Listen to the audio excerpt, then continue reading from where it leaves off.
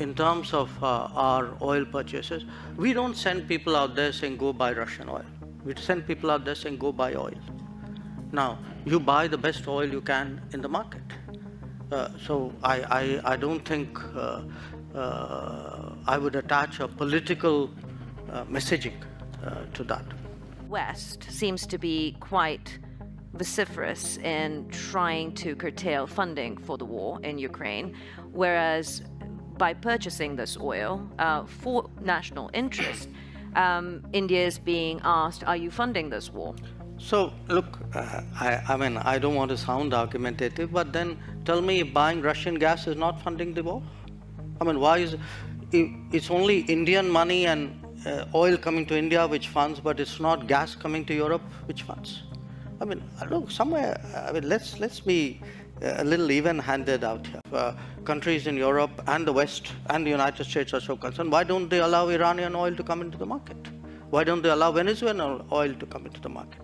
I mean, they've squeezed every other source of oil we have. And then say, okay, guys, you must not go into the market and get the best deal for your people. I don't think that's a very fair approach.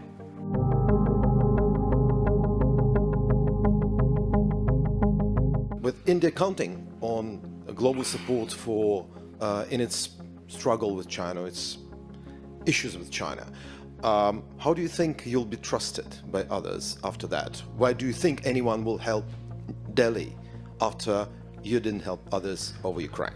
It's an interesting question which you might, I mean, not you, meaning you personally, but people might want to ask themselves, because if I were to take Europe collectively, which has been singularly silent on many things which were happening, for example, in Asia, you could ask, why would anybody in Asia trust Europe on anything at all? Today, Europe is buying oil.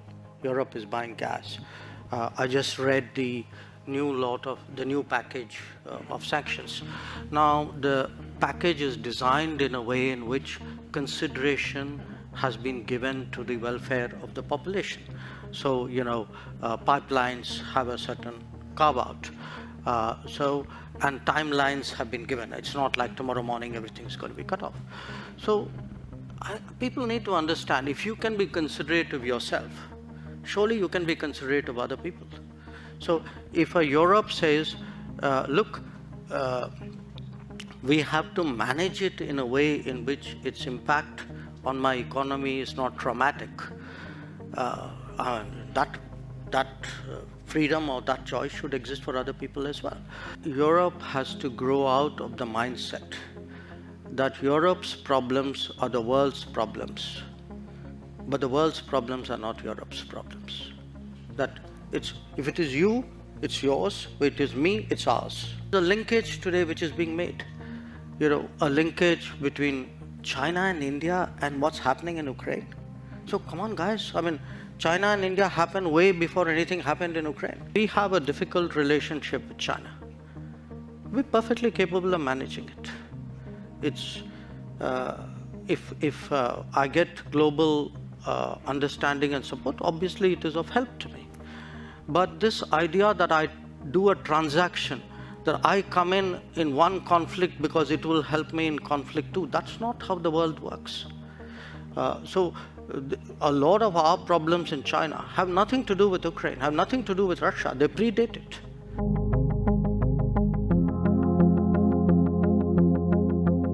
Jaishankar, there will always be two axes at this point. I think it's an understood, accepted fact that you have the West, US-led, you have China as the next potential axis. Where does India fit into this?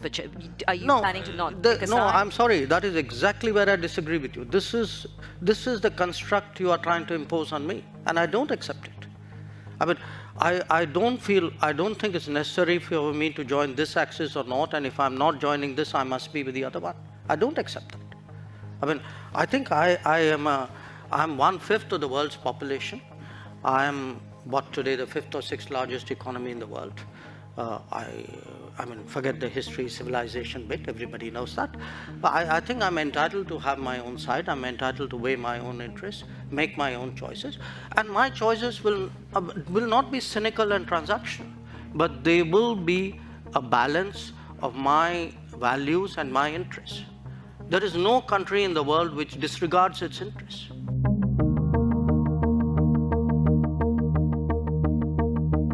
The wheat was actually being stocked for being traded. So in a way, our goodwill was being used for speculation.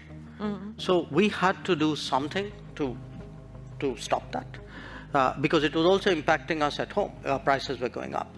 So I want to be very clear what we have done. We have actually said, look, we're not going to give speculators an open access to the Indian market, so that the Indian customer and the LDCs of the world get the short end of that. Yeah. And preventing a diversion to high-income countries with a greater possibility to buy, because what we saw happen with the vaccines, we don't want to see happen with the wheat, which was the rich people got vaccinated and the poor were left to God.